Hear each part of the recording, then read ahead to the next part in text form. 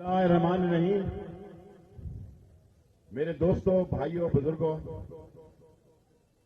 ये नए साल में लाल हवेली से मेरी सबसे पहली तकरीर है। मैं आपको यकीन दिलाता हूं कि पाकिस्तान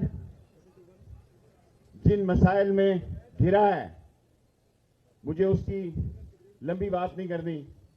आटा आप लेते हैं, चीनी आप लेते हैं, घी आप लेते हैं, और ये मैं बहुत बड़ी बात कहने जा रहा हूं। ये फन्ने गदागरी का माहिर खानदान नवाज शरीफ खानदान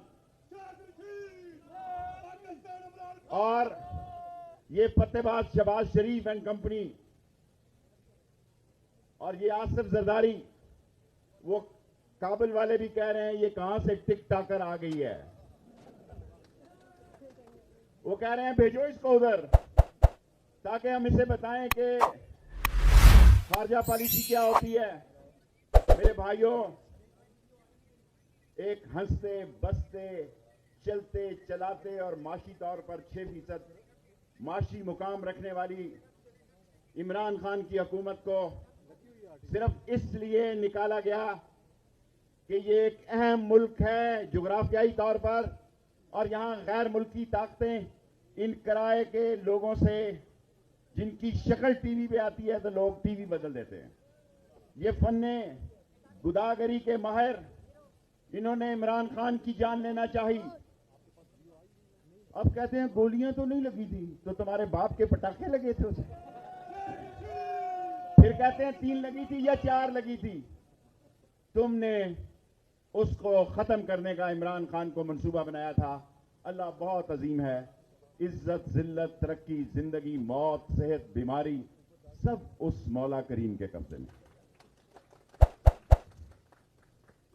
अब इनकी साजिश है, क्योंकि इमरान खान से ये इलेक्शन नहीं लड़ना चाहते, कि इमरान खान को स्लो पॉइजनिंग के जरिए खत्म किया जाए, इमरान खान को जहर दिया जाए। जो ये रोज कह रहे हैं कि वो चल नहीं सकता, वो जमान पार्क में ही बैठा तमाम तुम्हारा काम रोज कर देता है। 13 पार्टियां और उनके हमनवा एक तरफ हैं जिसकी सियासत उसने दफन कर दी।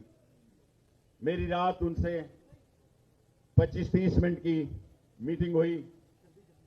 उन्होंने मुझे कहा कि शेख रशीद ऐसी असेंबली में नहीं बैठेंगे जहां चोर, डाकू और लुटेरे बैठे हैं। इस असेंबली को तहलील करेंगे। अगर ये असेंबलियां तहलील ना हुई तो अपने मेंबरों को असेंबलियों से वापस बुलाएंगे। आज का नौजवान, आज की सियासत मुकामी और बैनुल अक़वामी इमरान खान के साथ है। और अजान का वक्त है, मैं इसी पर आपको रैली की इजाजत देता हूं और दुआ करें अल्लाह इन चोरों, डाकुओं, लुटेरों से निजात दिलाए।